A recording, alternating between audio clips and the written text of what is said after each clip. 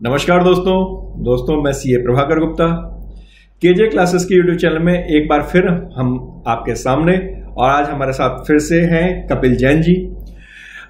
Income tax की, जैसा कि आप सभी को मालूम है कि अब आखिरी तारीख आने वाली है, 31 जुलाई की तारीख है और सभी लोग अपने इनकम टैक्स में लगे हुए हैं।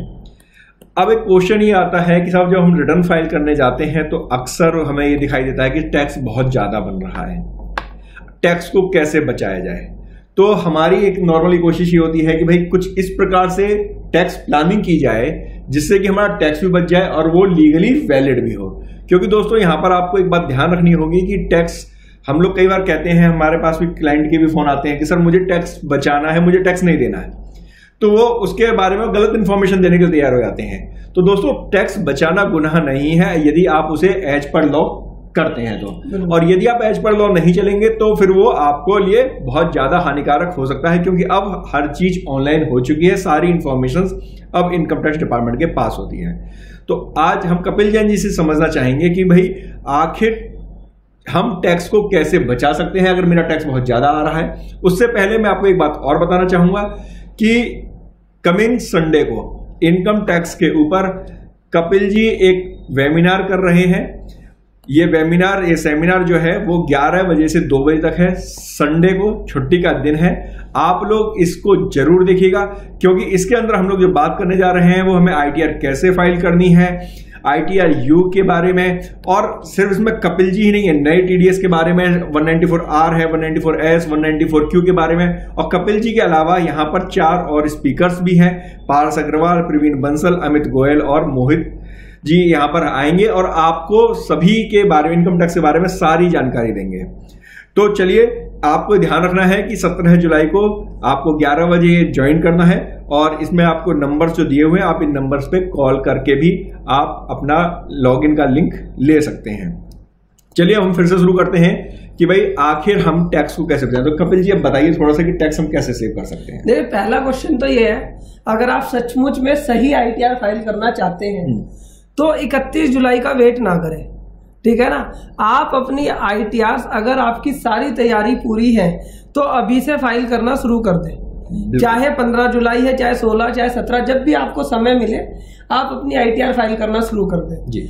आपने ये वाला तो बड़ा आसान क्वेश्चन पूछा। आजकल मेरे पास जो लोग बाग क्वेश्चन पूछ रहे हैं वो ये कह रहे हैं कि 31 जुलाई की डेट बढ़ेगी या नहीं बढ़ेगी। सर वो मैंने क्वेश्चन जानबूझ के नहीं पूछा क्योंकि ये क्वेश्चन सब पूछ रहे हैं और सभी उम्मीद करते हैं कि डेट बढ़ेगी, लेकिन हम नहीं चाहते कि आप डेट बढ़ने का, जैसे आपने भी शुरुआत की कि भाई डेट नहीं, उससे पहले हमें कंप्लीट कर देना चाहिए, तो हमें डेट बढ़ने का इंतजार करना नहीं चाहिए। और यहाँ पे मैं एक बात और जोड़ देता हूँ कि रिसेंट में ही गवर्नमेंट ने जो अपने नया पोर्टल स्टार्ट किया है, आपने भी रिटर्न फाइल किया है, आपका भी अपना खुद का एक्सपीरियंस है, मेरा भी अपना एक्सपीरियंस है कि अब अगर आपका रिफंड की आप आईटीआर फाइल करते हैं विद इन 24 आवर्स आपको रिफंड मिल रहा है। तो यानी जिसको अपनी रिटर्न फाइल करनी है रिफंड की, यानी रिफंड क्लेम करना है अपनी आईटीआर में, तो भाई साहब मैं तो कहता हूं कि आज ही रिटर्न फाइल कर दो, कल अपने अकाउंट में पैसे ले लो। बिल्कुल। तो यहाँ पर इस चीज को समझना, जैसा कि भैया ने बताया कि आज ही आईटीआर फाइल करो और आज ही अपने अकाउंट में रिफंड क्लेम कर लो। तो इस चीज को हमारे को समझना है कि जब हम आईटीआर फाइल कर रहे हैं तो पहले ना जितनी डिटेल हम दे सकते हैं उतनी डिटेल हम यूजर्स को दे दें। बिल्कुल, ठीक है। या जो हमारे प्रोफेशनल है जिनसे हम आईटीआर भरवा रहे हैं, जो हमारे क्लाइंट है जिनके हम आईटीआर भर रहे हैं, ज्यादा से ज्यादा डिटेल ले लें। कैसी डिटेल आप ले लें? आप पहले उनका बैंक अकाउंट जरूर लें, ठीक है। कई लोग क्या करते हैं कि भैया बैंक अकाउंट लेते ही नहीं, फॉर्म 16 लिया, उसके बेसिस पर रिटर्न फाइल कर दी, या अंदाजे से 3 लाख, 4 लाख, 5 लाख की इनकम डाली, वो रिटर्न फाइल कर दी। क्लाइंट से ये पूछा ही नहीं कि भाई तुम LIC प्रीमियम कितना देते हो। बिल्कुल। अगर उसने LIC की स्लिप दी तो बेटर है, अगर नहीं दी तो छोड़ दिया। ऐसा नहीं है, आप LIC का सर्टिफिकेट निकलवा सकते हैं कि भाई आपने LIC का कितना प्रीमियम दिया ये बता दो। बहुत सारे लोग चिल्ड्रन की ट्यूशन फीस देते हैं, अब वो स्कूल से फीस लेके आ जाते हैं, पता ही नहीं चलता फीस रिसिप्ट क्या है। कई लोगों की स्कूल फीस बैंक से जा रही है, उनके बारे में ठीक है। तो भाई अगर आपकी स्कूल की फीस, आप अपने क्लाइंट से कम साल में उसे एक बार बुला लो, अपने ऑफिस में बुला लो। चलो कोरोना चल रहा है, उससे फोन पे बात कर लो कि भाई तेरे कितने बच्चे हैं, स्कूल की फीस है या नहीं है। उससे पूछ लो भाई जिस घर में तुम रहते हो उस पर होम लोन तो नहीं चल रहा, क्योंकि ये सारी बातें क्लाइंट को नहीं पता। तो आप अपने क्लाइंट से एक चेकलिस्ट बनवा लो, आप एक मेल ड्राफ्ट करा लो कि भाई जिसमें आप उनसे पूछ लो कि भाई आपका कोई होम लोन तो नहीं है, कोई बच्चों की स्कूल फीस तो नहीं है, कोई LIC प्रीमियम तो नहीं है। जिसके घर में बेटी है उससे पूछ लो कि भाई अगर बच्चे हैं तो बेटी भी है क्या? वो कहेगा हाँ। क्या भैया सुकन्या समृद्धि योजना है क्या? अगर वो कहता है हाँ तो भाई उसकी डिटेल दे दो, हम उसकी डिडक्शन ले लेंगे। तो इस तरीके से जैसे कि 80C में डिडक्शंस मिलती है तो बहुत सारे क्लाइंटों की डिडक्शन होती है, लेकिन हम उसे क्लेम नहीं करते। अब इसमें रीजन क्या होता है भैया क्लेम ना करने का? कि लेट सपोज मेरे क्लाइंट की इनकम है 4 लाख रुपए, अब मान लो मेरे को 80C क्लेम करनी है, तो मैं कहता हूँ 4 लाख पर तो वैसे ही टैक्स नहीं लगता, तो भाई 80C क्लेम करके क्या करूंगा? और मान लो उसकी 1.5 लाख की 80C है, ठीक है ना?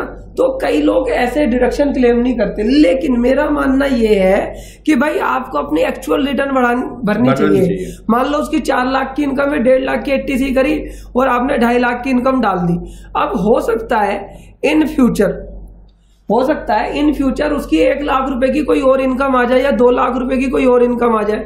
असेसिंग ऑफिसर कह दे कि भाई तुमने 2 लाख रुपए की इनकम को अपनी ITR में नहीं लिया, ठीक है। अब आप कहोगे ठीक है भैया तो 2 लाख की और ऐड कर दो, तो पहले जब तुमने डिडक्शन नहीं दिखाई तो 4 लाख से इनकम कितनी हो गई? 6 लाख हो गई, उस पर टैक्स आ जाएगा। लेकिन अगर तुम यहाँ पर डिडक्शन दिखा के इनकम दिखाते तो 2.5 लाख में अगर वो 2 लाख ऐड भी कर देगा तो भी 4.5 लाख भी टैक्स हमारा नहीं लगेगा।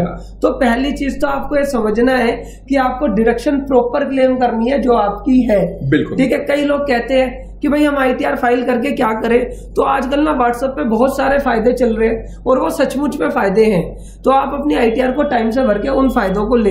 अब कई लोग कहते हैं नहीं भरता मैं ITR, क्या करोगे? तो यहाँ पर इस बात को समझना, एक प्रोफेशनल्स के पास मेरे हिसाब से भैया 100 ITR है, बिल्कुल, किसी पे 200 होंगे।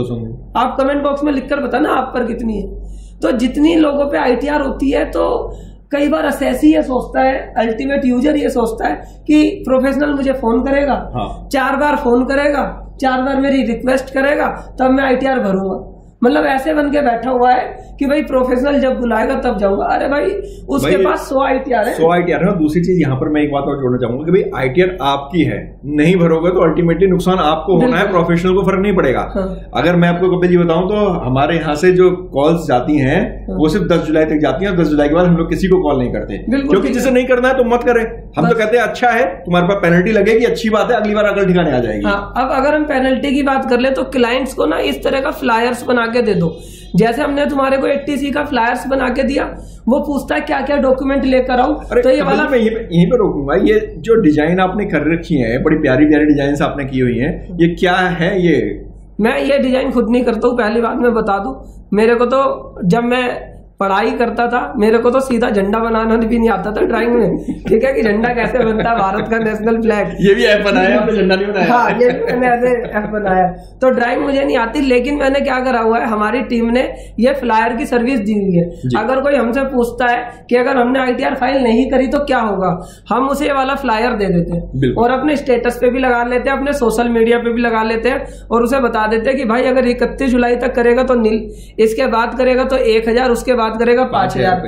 इसे स्टेटस पे लगा लेते हैं, और हमारे ना 2,500-3 हजार लोग स्टेटस देखते हैं, DP इतने लोग देखते हैं। तो कई बार क्लाइंट खुद ही कहते हैं भाई ये पेनल्टी का क्या सिस्टम है, अगर उसे ये समझना होता है तो वो हमें फोन कर लेता है।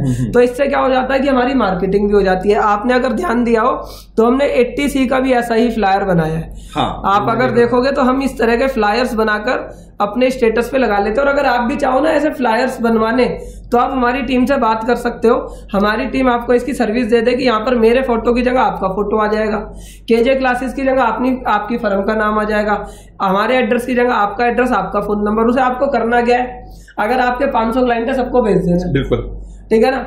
स्टेटस पे लगा लेना है, DP पे लगा लेना है, फेसबुक पे लगा लेना है, यूट्यूब पे लगा लेना है, इंस्टाग्राम पे लगा लेना है। तो बार बार जब लगाओगे तो वो सामने वाला सोचेगा अरे यार ITR भरवा लेते हैं, ब्रांडिंग भी आपकी हो जाती है। हाँ, ब्रांडिंग भी हो जाती है, भरवा भी लेते हैं। तो आप इसके लिए हमसे संपर्क कर सकते हैं। लेकिन मैं फिर वही बात बता रहा हूँ, कई लोगों को मैंने भी पोल डाला फेसबुक पेज पे, तो अभी 80% से ज्यादा लोगों को ये उम्मीद है कि ITR की डेट बढ़ेगी।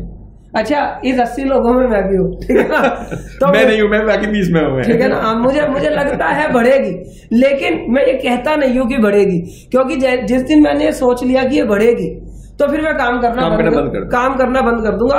पता है मन के किसी कोने में है, लेकिन मैं क्या कर रहा हूँ कि जितनी ITR भरी जाए, अभी मैं उन ITR पे काम कर रहा हूँ जो मुझे पैसे देती है, बिल्कुल अच्छे पैसे देती है।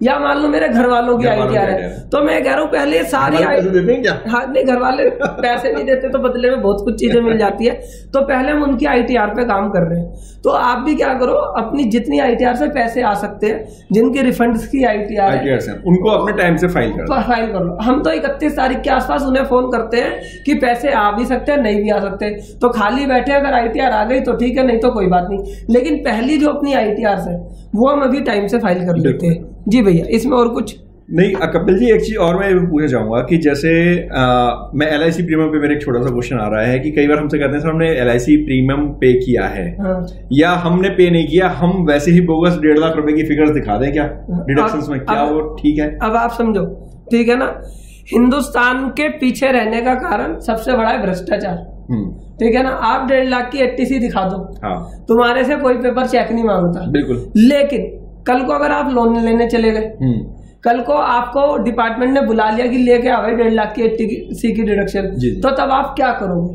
तब अननेसेसरी आपको पेनल्टी लग जाएगी, हाँ। तो भाई मेरा मानना ऐसा है, आप कोई भी बोकस डिडक्शन क्लेम मत करो, जो आपकी जेन्युइन डिडक्शन है वो क्लेम कर लो, बिल्कुल। जैसे कई लोग क्या करते हैं, 31 मार्च को प्रीमियम पे करते हैं, ठीक है, हाँ। तो उसका प्रीमियम जो होता है वो 2 अप्रैल को कटता है जाकर, तो वो 31 मार्च में भी क्लेम कर लेते हैं और 2 अप्रैल में भी, तो वहां पर ये गलत है। आप इस चीज को समझो कि जो आपकी डिडक्शन है वो जेन्युइन लो। और मेरा मानना ये है कि अगर आप किसी प्रोफेशनल से रिटर्न भरवाते हैं जिसे अच्छी नॉलेज है, चाहे वो अकाउंटेंट है, चाहे वो एडवोकेट्स है, चाहे वो चार्टर्ड अकाउंटेंट है, तो वो आपको ना बहुत ज्यादा टैक्स प्लानिंग बता देता है, बिल्कुल सही बात। वो मतलब कि सारी चीजों को डिटेल तो ज्यादा मांगेगा, लेकिन वो बता देगा कि आपका टैक्स बचा देगा और वो सही तरीके से बचाएगा, सही तरीके, फ्यूचर में आपको दिक्कत ना आए, बिल्कुल दिक्कत ना आए। तो दोस्तों, तो आपको ये ध्यान रखना है कि अगर आपने कोई भी इन्वेस्टमेंट्स की हुई हैं, जिसके बारे में अभी कपिल जी ने बताया, ऐसी अगर कोई भी इन्वेस्टमेंट है तो आप उनका डिडक्शंस क्लेम कर सकते हैं, हाउसिंग लोन का या इंश्योरेंस का, ये सब आप कर सकते हैं, लेकिन जो जेन्युइन है आप उसी का ही क्लेम करें। और दूसरा, इसके बारे में डिटेल में 3 घंटे की वेबिनार है, आप उसको ज्वाइन कीजिए, उसमें आपके सारे क्वेश्चंस के जवाब मिलेंगे। और अगर आपका भी कोई क्वेश्चन है तो आप वहां पर सीधे क्वेश्चन पूछ सकते हैं, और वहीं पर जो हमारे एक्सपर्ट्स हैं, 5 एक्सपर्ट्स उस मीटिंग में होंगे, उस डिस्कशन में होंगे, वो सभी आपके सारे सवालों का जवाब देंगे। तो इस वेबिनार को ज्वाइन करना बिल्कुल मत भूलिएगा। और हमारे नेक्स्ट वीडियो का हमें मालूम है आप इंतजार कर रहे हैं, जल्दी ही आपको नेक्स्ट वीडियो भी मिलने वाला है। इस वीडियो को देखने के लिए आपका दिल से धन्यवाद करते हैं। नमस्कार।